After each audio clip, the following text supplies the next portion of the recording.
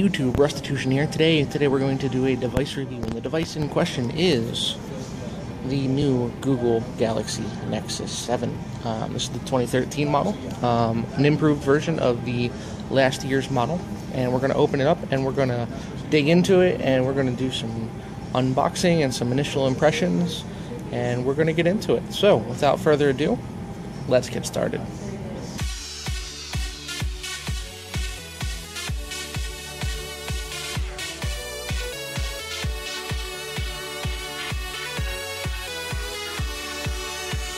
We have the new Nexus 7. Inside the box, you're going to get your micro USB cable, your wall plug adapter, and a few booklets showing you about how to charge it, and warranty and safety information. So a bunch of stuff that we really don't need.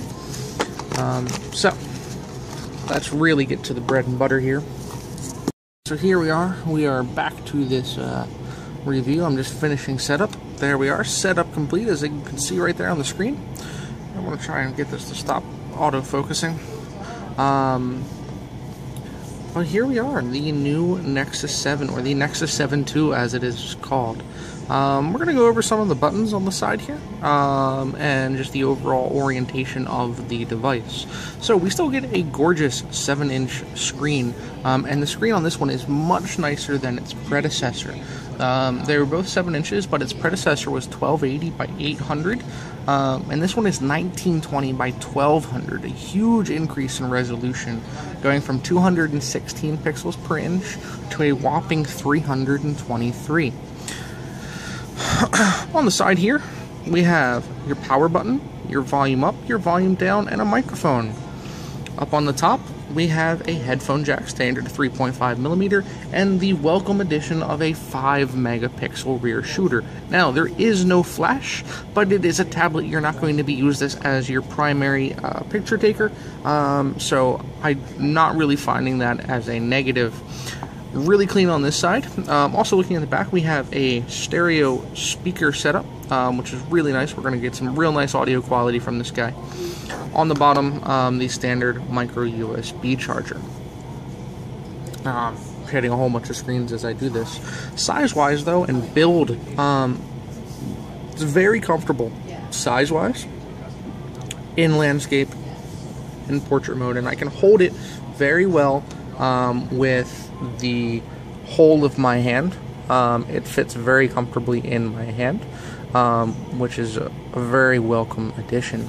Now, size-wise, we have the Note 8 to compare it to.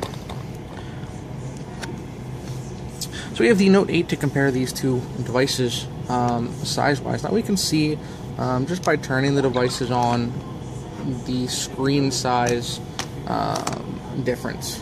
And I don't know if that's going to be a big thing for people. Let's see if we can have some settings here. I'm just going to try and set this up. So we're comparing apples to apples. But size-wise, you can already see a very noticeable difference between the two. Sorry, first time setup always wants to tell me 5 million things. I'm just turning the display brightness up, so we can compare apples to apples. Okay, we're already on maximum brightness. So the screen brightness, and the screen size is a noticeable difference between the 7 and the 8, but size-wise, we're much smaller than my very trusty Note 8. I can kind of get all of the angles there. Now, there is no touchscreen digitizer. You're just stuck with your standard fingers, which is not as precise, and for taking notes, this is not going to be its primary use. But class is almost done for the semester, so this is going to go more to watching videos, reading books, magazines, so on and so forth. I'm a big believer in digital magazines.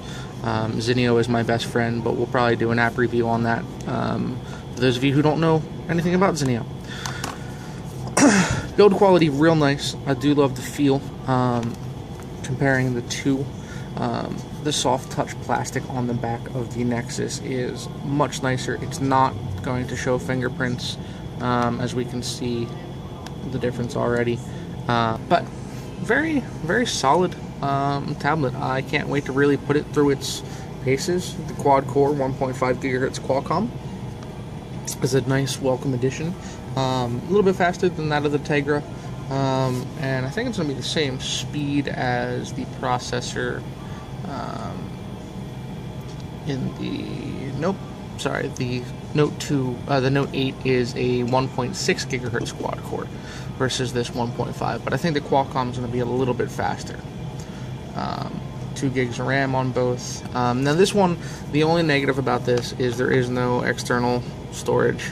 Now this is the 16 gig model, which starts at 230, and the 32 is at 270 right now.